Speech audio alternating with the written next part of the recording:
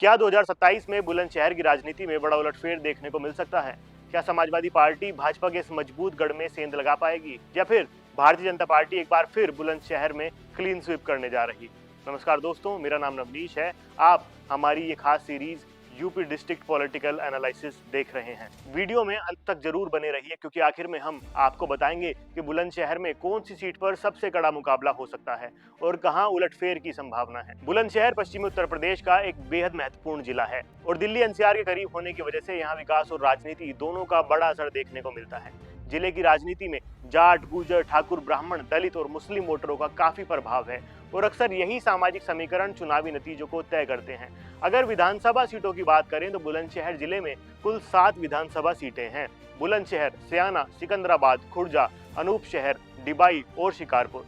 अगर 2022 के विधानसभा चुनाव की बात करें तो इन 7 सीटों पर भाजपा ने जीत दर्ज की थी, जिससे साफ होता है कि जिले में फिलहाल भाजपा का दबदबा काफी मजबूत है।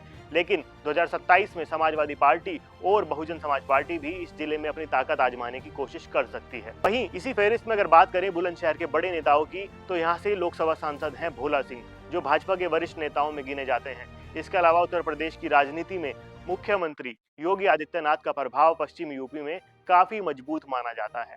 2017 और 2022 में भाजपा की बड़ी जीत के पीछे उनकी कानून व्यवस्था, इंफ्रास्ट्रक्चर और हिंदुत्व की राजनीति को बड़ा फैक्टर माना जाता है। वहीं दूसरी ओर अखिलेश यादव भी समाजवादी पार्टी को मजबूत करने के लिए लगातार पश्चिम यूपी में सक्रिय रहते हैं।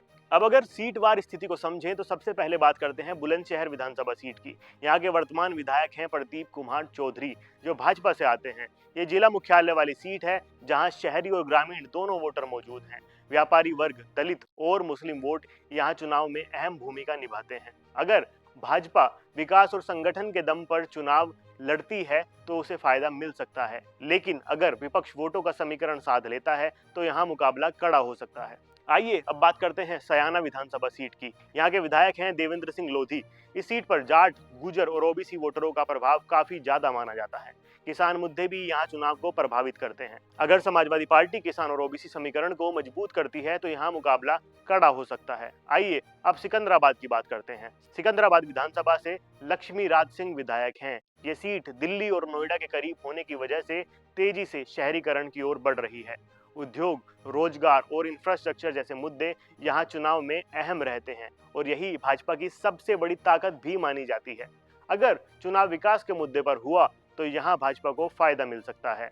इसके बाद आती है खुर्जा विधानसभा सीट, जो अपनी पोल्ट्री इंडस्ट्री के लिए जानी जाती है। यहाँ की विधायक हैं मीनाक्षी सिंह। ये सीट अनुसूचित जाति के लिए आरक्षित है और यहाँ दलित वोट काफी महत्वपूर्ण भूमिका निभाते हैं। अगर बसपा दलित वोटों को मजबूत तरीके से अपने साथ जोड़ लेती है तो यहाँ मुकाबला त्रिकोणीय बन सकता है। अब बात करते हैं अनूपशहर विधानसभा सीट की। यहाँ के विधायक हैं संजय कुमार शर्मा। ये सीट काफी हद तक ग्रामीण है और यहाँ स्थानीय नेताओं की पकड़ और जातीय समीकरण चुनावी परिणामों को प्रभावित करते हैं। इसके बाद आती है डिबाई विधानसभा सीट। यहाँ के विधायक हैं चंद्रपाल सिंह लोधी।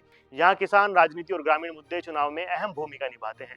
अंत में आइए अब बात करते हैं शिकारपुर विधानसभा सीट की। यहाँ के विधायक हैं अनिल कुमार शर्मा। इस सीट पर जाट, गुर्जर और ओबीसी वोट काफी निर्णायक भूमिका निभाते हैं और अक्सर यहाँ मुकाबला कड़ा ही रहता है। अगर 2022 के नतीजों को देखें तो बुलंदशहर जिले में भाजपा ने लगभग सभी सीटों पर काफी मजबूत जीत दर्ज की थी। हालांकि कुछ सीटों पर मुकाबला अपेक्षाकृत कड़ा रहा था, खासकर सयाना और शिकारपुर सीट पर जीत का अंतर अन्य सीटों की तुलना में थोड़ा कम रहा था। इसलिए 2027 में अगर विपक्ष मजबूत रणनीति बनाता है तो यहाँ मुकाबला रोचक हो सकता है। अगर पूरे जिले की राजनीति को देखें तो यहाँ जाट, गुर्जर, दलित, मुस्लिम और ब्राह्मण वोट चुनावी गणित में बड़ी भूमिका निभाते हैं। भाजपा जहां मुख्यमंत्री योगी आदित्यनाथ के नेतृत्व, मजबूत संगठन और विकास के मुद्दों पर चुनाव लड़ना चाहेगी, वहीं समाजवादी पार्टी सामाजिक समीकरण के सहारे भाजपा को चुनौती देने की कोशिश करेगी। वहीं बसपा दलित वोट बैंक के सहारे कई सीटों पर मुकाबले को त्रिकोणीय बना सकती है। अब सवाल ये है कि 2027 में बुलंदशहर की जनता किसे मौका देगी? क्या भाजपा मुख्यमंत्री योगी आदित्यनाथ के नेतृत्व में एक बार फिर यहाँ क्लीन स्वीप करेगी या फिर समाजवादी पार्टी और बसपा मिलकर इस जिले की राजनीति में बड़ा उलटफेर कर सकते हैं? इसका जवाब हमें 2027 के चुनाव नतीजे में ही मिलेगा। अगर आपको ऐसी ही सीटवार चुनावी विश्लेषण और ग्राउंड पॉलिटिक्स वाली हमारी ये सीरीज पसंद आती है तो वीडियो को लाइक जरूर कीजिएगा, चैनल को सब्सक्राइब करना ना भूलें। इस फेरिस्त में हमारा अगला जिला होगा बिजनौर।